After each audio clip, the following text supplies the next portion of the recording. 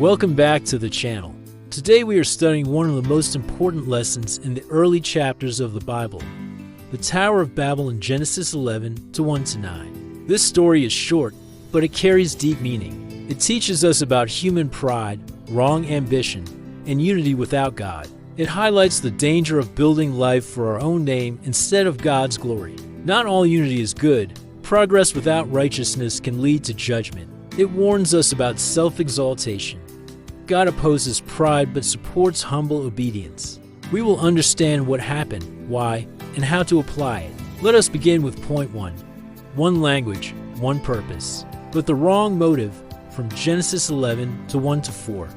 Genesis 11 to 1 says the whole earth had one language and one speech. This meant people were united and understood each other perfectly. Communication was easy, cooperation strong, and unity powerful. But unity is only good when directed toward righteousness. The people moved east and settled in a plain in Shinar. There they said, "Come, let us make bricks and bake them thoroughly."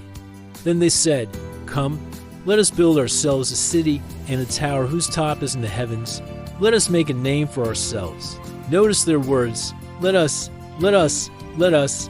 God is not mentioned. Their goal was not to honor God, but to make a name for themselves. This is the heart of the problem. Ambition, building, and unity are not wrong by themselves, but the motive matters. They wanted fame, independence from God, and security apart from Him. They also said, "Lest we be scattered over the face of the whole earth." But earlier, God commanded humanity to fill the earth, instead of obeying. They resisted His divine direction. Application for daily life. We must ask ourselves, why am I building what I'm building? Is it for God's glory or my own name? Am I resisting God's direction because I want control? Today people build careers, businesses, ministries, and reputations. But if the goal is self-glory, it becomes dangerous. When we remove God from our plans, we are building our own tower. Removing God from our plans means doing things which are unrighteous or do not show the love of God. Any work we do should produce goodness to God. Righteousness begins with right motives. If your success makes you forget God, it becomes a tower of pride. True love and righteousness begin when we say, "Lord, let your will be done." Not let us walk in our wrong motives. God is telling us that we should have the purpose and right motive from Him. When we all live according to the purpose of God, it will bring peace and blessings to us. The purpose of God for us is unifying ourselves in the love of God. As it is written, love your neighbor as yourself. Point 2. God sees human pride, from Genesis 11 to 5 to 6.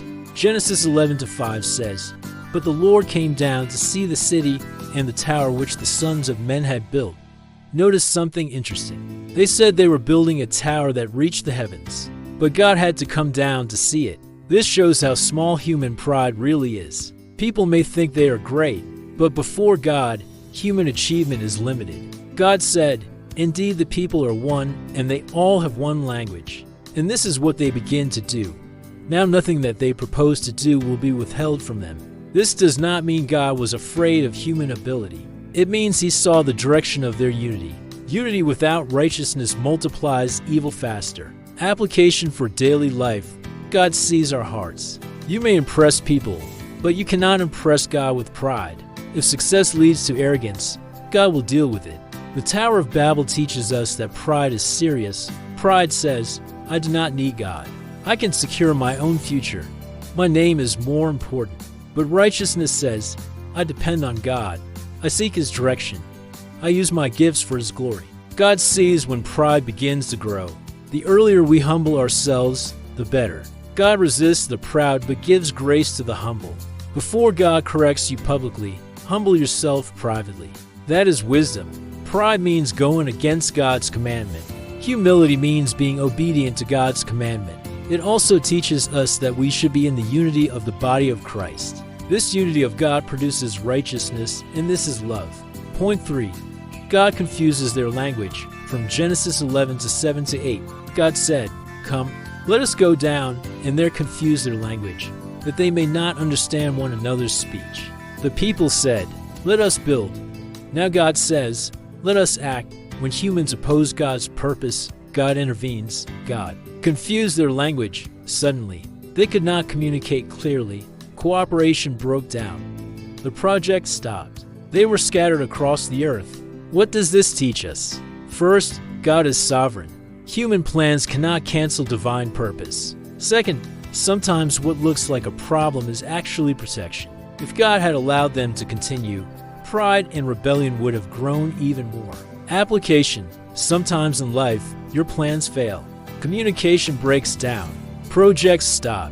Doors close. Before you become angry, ask, is God protecting me from pride? Is this interruption saving me from a wrong direction? Not every closed door is punishment. Sometimes it is correction. God scattered them because they refused to obey His command to fill the earth. Eventually, they did what God wanted, but through correction. It is better to obey willingly than to be corrected forcefully. Righteous living means trusting God's direction even when it does not match your personal plans. Love for God means submitting your ambition to His will. Point 4. The lesson of Babel for us today. The name Babel means confusion. It became a symbol of pride and rebellion. What are the lessons? For us, unity must be based on truth. Unity without righteousness becomes dangerous. Success without humility leads to downfall. God's plans will always stand. Love and righteousness require obedience. Today, many people are building towers of fame, false wealth, power to rule and destroy, towers of selfish desires, unforgiveness, anger, hatred, envy, stealing, sexual immorality, and drunkenness. But if God is not at the center, confusion eventually follows.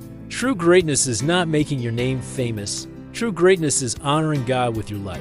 Jesus later taught that those who humble themselves will be lifted up. Righteousness begins with surrender.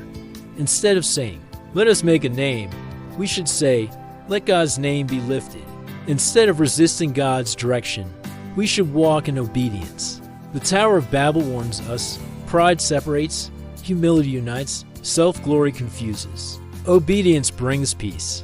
The Tower of Babel teaches us deep lessons. Wrong unity leads to confusion. Pride invites correction. God sees every motive. Obedience is better than ambition without Him. We must guard our hearts daily.